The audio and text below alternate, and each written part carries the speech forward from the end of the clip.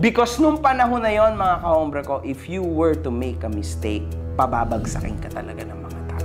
October 30, 2017 ay pumunta si Sanderford sa isang PNP anti-cybercrime group at naghain ng reklamo na cyberbullying sa taong nag-upload ng controversial na video na natukoy.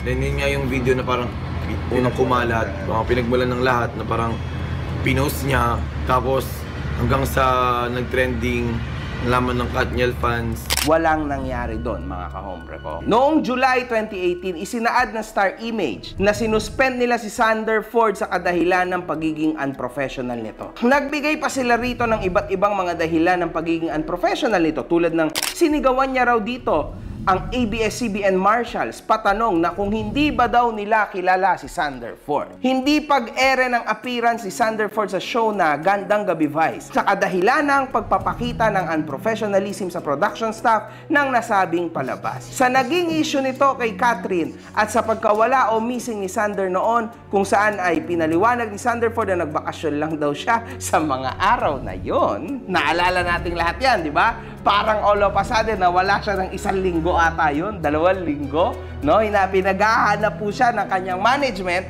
and hindi siya mahanap. Ganyan kahirap i-dictate ang isang Marlu or ang isang Sanderford. Sa totoo lang, mga kahombre ko, ang taong ayaw magpatulong ay napakahirap tulungan.